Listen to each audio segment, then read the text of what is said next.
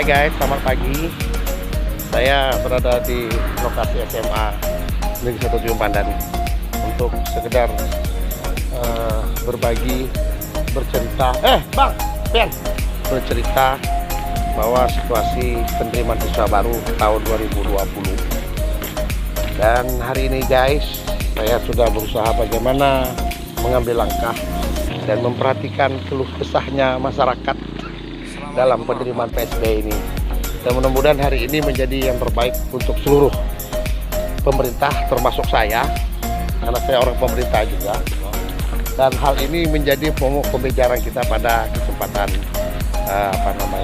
pagi hari ini. Penerimaan PSB tidak lepas dari zona, terlepas dari beberapa kriteria penerimaan zona. Baik zona miskin, bisa dikatakan demikian, baik itu dari zona rumah tempat tinggal, area rumah, atau zona prestasi, dan juga zona mutasi orang tua. Namun di dalam hal ini ada kekurangan dan juga ada kelebihan. Kekurangan dan kelebihan itu mungkin bisa dirasakan oleh masyarakat yang hadir, yang tahu akan hal, yang tidak tahu kemungkinan juga akan menjadi bagian kekecewaan bagi masyarakat, terutama orang tua siswa.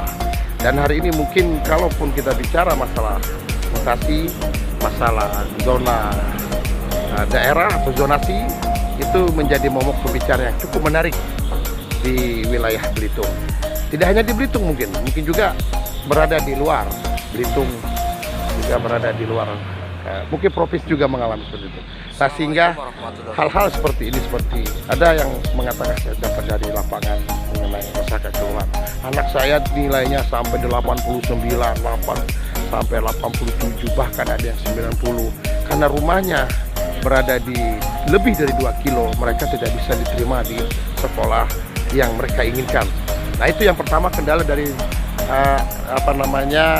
kendala dari zona yang pertama. Dan sehingga zona yang ada di seputaran rumah atau di dekat sekolah yang berjarak 2 kilo itu, atau yang 1 kilo dalam kategori mereka nilainya rendah ataupun mereka tidak mencapai nilai yang bagus, mereka bisa diterima di sekolah yang cukup diagung-agungkan. Sementara di SMA 1 kita perhatikan ini sekolah yang favorit, dianggap favorit sekali di Belitung, sehingga di sini menjadi momok pembicaraan. Nah, hal ini menjadi perhatian pemerintah. Kalau persoalan masalah zona juga, ini akan juga jadi harus dibahas kembali, karena tidak mestinya zona itu dibahas dalam kategori jarak. Ketika memang siswa itu orang tua tahu bahwa air ketekok, contohnya ayam berbau, contohnya bisa masuk ke zona SMA 1, ternyata lebih dari 2 kilo tapi nilainya tinggi. Nah, ada zona prestasi yang mereka mainkan. Nah, ini juga kejadian orang tua. Kalau anaknya sampai 89, ngapain masuk zona daerah, harus masuk ke zona prestasi, apalagi ada piagam penghargaan. Nah, ini pengertian kepada masyarakat harus disampaikan. Apa pengertian dari 4 kategori dalam penerimaan siswa baru? Ini juga kalau anaknya memang nilainya 89, 70, 80 ke atas, ya mbok ya kita masuk main di prestasi. Nah, itu akan kemungkinan besar akan diterima. Tapi kalau main di zona itu nggak diterima, karena memang dia tidak masuk ke daftar zona. Itu saja yang pertama yang saya sampaikan. Nanti kita akan kembali lagi guys, setelah saya mencoba untuk mengecek kembali mengenai masalah penerimaan siswa baru ini. Oke guys, masih di Yoyon TV untuk kita semua, Belitung biar lebih maju.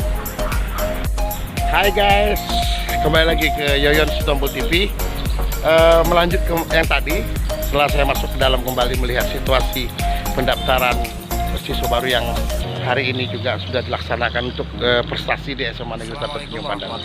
Dan ini menjadi juga bagian bahwa kita harus lebih banyak belajar, lebih banyak mengetahui apakah sesuai atau tidaknya kriteria kita dalam memilih ataupun melaksanakan pendaftaran PSB ini.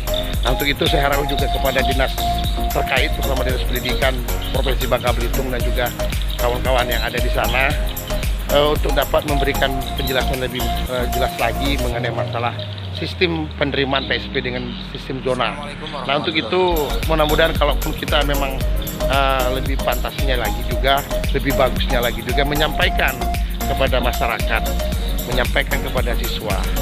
Dan mudah-mudahan sistem ini sebenarnya sistem tidak terlalu susah, tetapi keberadaan dari sistem ini bisa mengalami ketidakpahaman masyarakat dalam memilih sekolah, terutama orang tua yang mungkin banyak tidak paham. Nah, untuk itu kita sama-sama memberikan pembelajaran yang lebih bagus sehingga orang tua, siswa, masyarakat juga yang belum tahu ini bisa memahami. Untuk itu banyak yang terjadi protes bahwa mereka tidak jauh dari sekolah, jaraknya hampir 2 kilo lebih, hampir 3 kilo. Nah, ini menjadi momok juga pembicaraan. Nah, untuk itu keadaan situasi seperti ini harus dapat menjadi perhatian. Yang kedua, kepada seluruh masyarakat, ketika hasil pendaftaran zona dan ada verifikasi di suatu ditempel di sekolah atau dipajangnya di sekolah, ditempel hasil verifikasi, itu belum tentu hasilnya bisa berhasil karena jumlahnya 300-an yang mendaftar dari zona zonasi. Itu belum tentu, karena yang diambil hanya berapa ratus, kemungkinan juga mungkin diambil 120, bisa 125. Nah, itu melihat dari zonasi yang sudah terdaftar dengan melakukan Sherlock lokasi.